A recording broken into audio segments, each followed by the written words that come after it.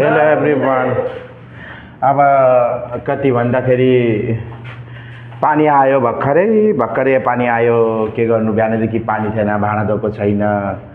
के गर्नु अब चाहिँ पानी आयो, त्यस कारणले गर्दाखेरि भात पकाउनु जाँदैछु।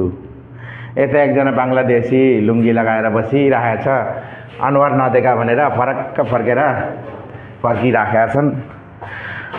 के हो दिन रात भन्न नपाउने परदेशको ठाउँमा जिन्दगी यस्तै हो। गुनासो कसैलाई पोखेर गुनासो पोखिन्न। जिन्दगीमा कष्ट छ भने कष्टै हुन्छ, सुख छ भने सुख, दुःख छ भने दुःख। भर्खरै उठे, पानी आएको थिएन, पानी आयो। दुई हात जोडेर सलाम, एक हातलाई के भन्छ, दुई हात जोडेर नमस्कार र एक हातले सलाम गर्दै ब्लग सुरु गरिसकेको छु है त नेपाली दाजुभाइहरू। म जाँदैछु भात सब्जी पकाउनुको लागि। बिहान बिरयानी पकाएको थियो। बिरयानी पकाउँदाखेरि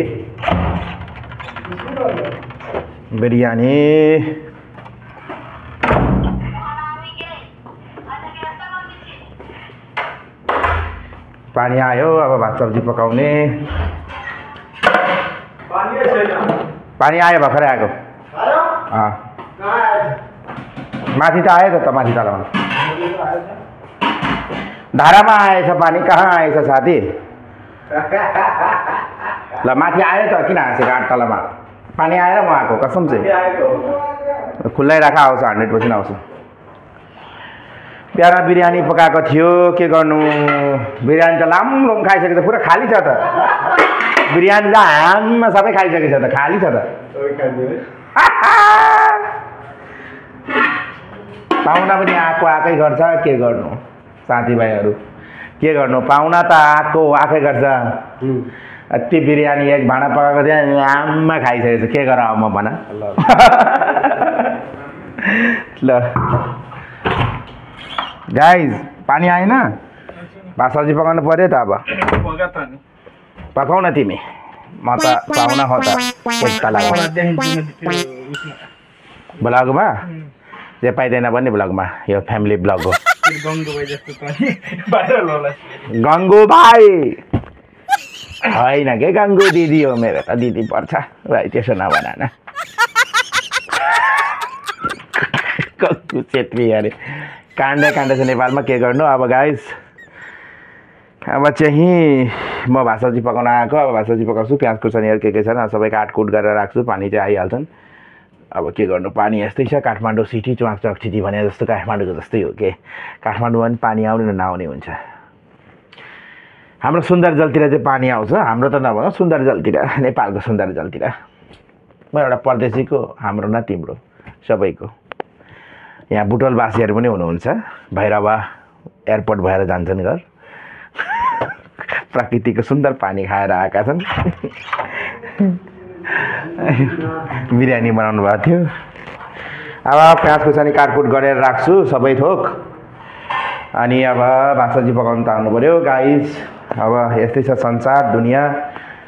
परदेशको ठाउँमा 1 देखि 2, 2 देखि 3 सबैजना सुतेका छन् कि यो चाहिँ नेपालीहरूको क्याम्प हो। तपाईँले नेपालीको क्याम्प चाहिँ एकदम क्लिन देख्न सक्नुहुन्छ।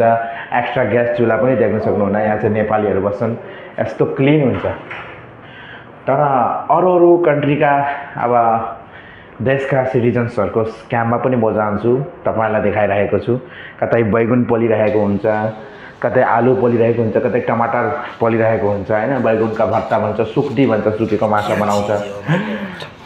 खुर्सानी यति डढाउँदैनन् कि यहाँ नेपालीहरूमा पनि, स्पेसली तराईका नेपालीहरूले चाहिँ यति खुर्सानी डढाउँदैनन् नाकबाट हाँच्यो आउँछ। स्पेसली दाल झान्दाखेरि यति सुक्या खुर्सानी डढाउँदैन। अनि पहाडीहरूले त्यसकै सिको गरेर हिजो आज सुक्या खुर्सानी, हरियो खुर्सानी टोडाले अनि यस्तो वाक्क लाग्छ। अब भनौँ भने के भन्नु, खाम त भने दिनभरिको शिकार, नखाम भने कान्छो बाउको अनुहार भने जस्तो के। गाइस, अब ब्लग सुरु हुँदैछ। अब भात सब्जी पकाउनु थाल्नु पऱ्यो। दाल झाँड्दैछन्, सब्जी बनाउँदैछन्। अब म पनि गर्छु। चारैतिर यो चाहिँ नेपालीको क्याम्प हो। नेपालीहरू सुतिरहेका छन्।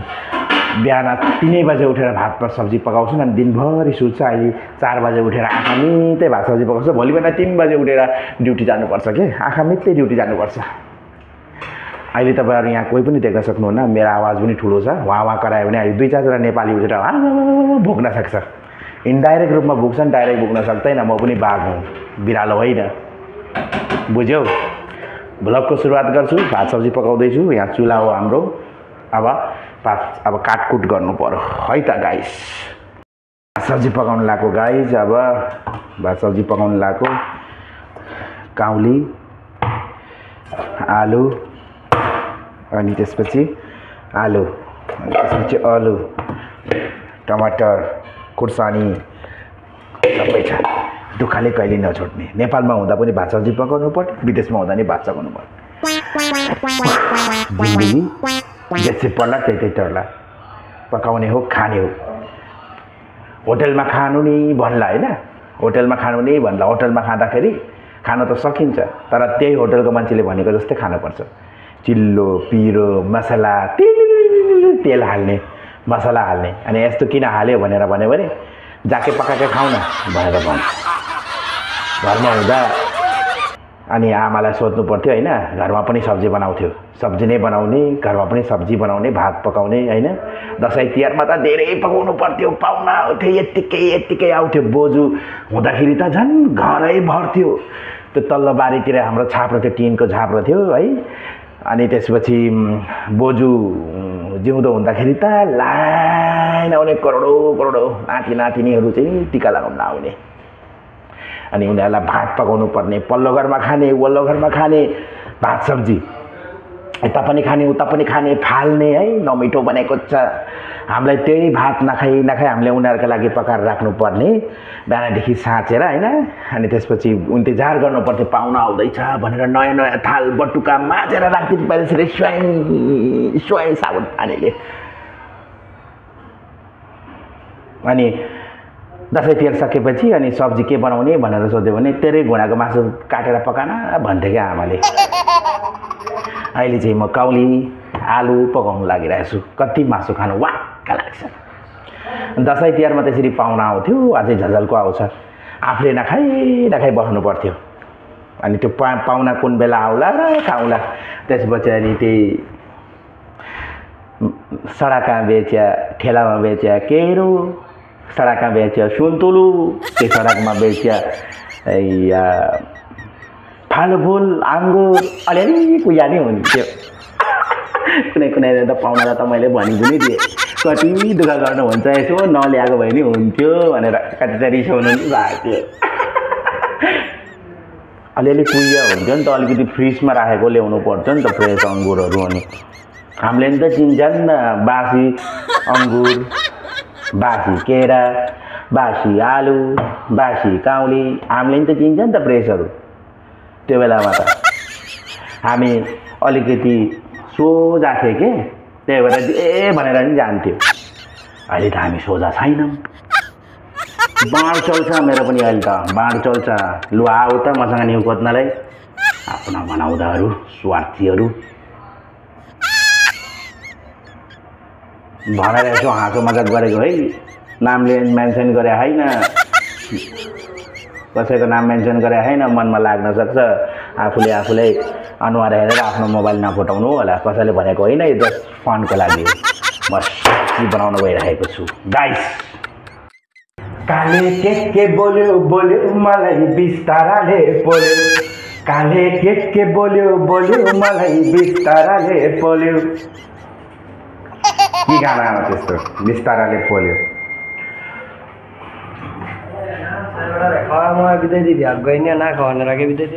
कति नंबर हो यो? मतलब 24 देखे हमें तो 3 था ना मछली।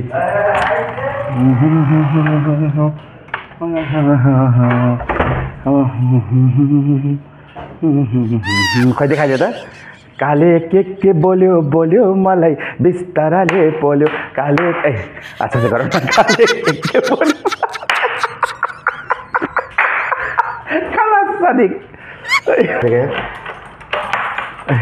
केटाहरू यस्तै मस्ती इन्जोय गर्छन्। अन्यथा नलिने होला साथीभाइहरू। विदेशको जिन्दगानी हो, कहिले रमाइलो कहिले घमाइलो। भिडियोलाई लाइक कमेन्ट सेयर गर्दै गर्नु होला। पानी आयो भनेर चाहिँ तल भात सब्जी पकाउनु गएको है, यो अलक्षिने धाराले त ढोकाइदियो त। यहाँ त आएकै छ, पानी आयो भनेर गएको, पानी त आएकै छैन रहेछ। अम्बो म त त्यसै गएँ तर सुत्न पनि मन लाग्दैन, बोरिङ लाग्छ। अरूहरू त सुतिराखेको हुन्छ नि, तर मलाई चाहिँ मन नलाग्ने। अब लाइट अफ गरेर गएको थिएँ, लाइट जलाउनु पर्यो, रिङ लाइट।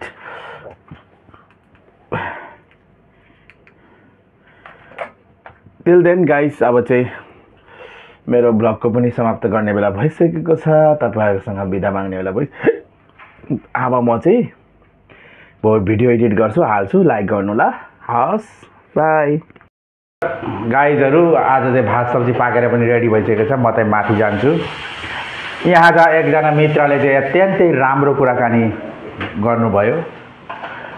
राष्ट्रका निम्ति, राष्ट्र बचाउनका निम्ति राष्ट्र आवाजहरू प्रत्येक विदेशी नेपालीहरूको मनमा छ। आज कुराकानी गर्दै जाँदाखेरि उहाँले यति राम्रो कुराकानी गर्नुभयो कि हजुरको परिचय दिनुहोस् न हल्का। म मेला केसी, घर मेरो तनहुँ, फ्यामिली होला, सबै ड्याडी मम्मीहरू दाजुभाइहरू सम्पूर्ण हुनुहुन्छ। हजुर हजुर, मैले नै यसो दुई चारवटा कुराहरू चाहिँ नि मनमा लागेको कुरा चाहिँ मलाई जिज्ञासा हल्का गरेको। दिन फेरि हामी गर्नेछौँ, बहस गर्नेछौँ। अहिले त सब्जी बनाइरहनु भएको छ उहाँ। विदेशको जिन्दगी यस्तै हो। अत्यन्तै रवि लामी छानेदेखि लिएर दुर्गा प्रसाईदेखि लिएर एउटा राजतन्त्र, एउटा राष्ट्र परिवर्तनदेखि लिएर जनयुद्ध माओवादी कालदेखि लिएर उहाँले अत्यन्तै राम्रो विचार गर्नुभएको थियो। त्यो विचारलाई त मैले रेकर्ड गर्न सकेन। अच्छा, एक दिन तपाईँ र म बसेर भाडाकोसरी गरौँला, एउटा पोडकास्ट जस्तो। हजुरको विचार, हजुरको मनमा रहेको कुण्ठित भावनालाई चाहिँ म बाहिर ल्याउने कोसिस गर्नेछु है त। आजलाई भने उहाँसँगको कुराकानीलाई हजुरहरूलाई अवश्य देखाउने बाजा। आज म खासै भिडियो रेकर्ड गर्ने चाहनामा थिएन कि मेरो। हजुरले जुन किसिमको एउटा राष्ट्रप्रतिको एउटा सच्चा नेपालीमा हुनुपर्ने एउटा हृदय, एउटा विचार, एउटा नेपाली आमाको तातो रगत, एउटा गोर्खालीको छोरो मैले पाएँ। उहाँको विचार अत्यन्तै मेरो मनमा छोको भएर चाहिँ, हुनु त अब सब्सक्राइब त्यति छैन तर पनि बढ्दै गइरहेको छ। अवश्य पनि उहाँको विचारलाई एउटा बुलन्द आवाजमा नेपाली समाजमा पुर्याउनु पर्ने र राष्ट्रको सेवकहरूको कानमा पुर्याउनु पर्ने देखिन्छ। मैले चाहिँ स्पेसली हाम्रा देशमा भएका विभिन्न घटनाहरूको परिकल्पना गरेर मनमा कुण्ठित एउटा ज्वालामुखी नै फुटाउने जस्तो शब्द, एउटा सकारात्मक सन्देश समाजमा दिने किसिमको चाहिँ मैले पाएँ। हजुरको भावना, हजुरको विचार। यसरी नै एउटा हरेक नेपालीको छोराहरू एउटा गोर्खाली बन्न जरुरी छ। युद्ध गरे, युद्धमै लड्नलाई पनि सक्नुपर्छ, जसरी हजुरले भन्नुभयो, ठाउँमा गएर गर्नुपर्छ। हजुरको विचार, किनकि वैदेशिक भूमिमा रहेर एउटा 45-60 डिग्री सेल्सियसको तापक्रम भएको देशमा आएर हामी आफ्नो देशको निम्ति, परिवारका निम्ति दिन रात नभनिकन खटिरहेका छन् कैयौँ गोर्खालीका छोराहरू। यस्ता गोर्खालीको छोराहरूलाई हामीले राष्ट्रमै सेवा गर्न दिने हो, राष्ट्रमै एउटा जनशक्ति प्रयोग गर्ने हो भने राष्ट्र कहाँदेखि कहाँ पुग्थ्यो भन्ने हाम्रो विचार हो। र हामी गरि पनि रहेका छौँ, विदेशी रेमिटबाट पनि सरकारलाई केही हेल्प पनि गरिरहेका छौँ होइन।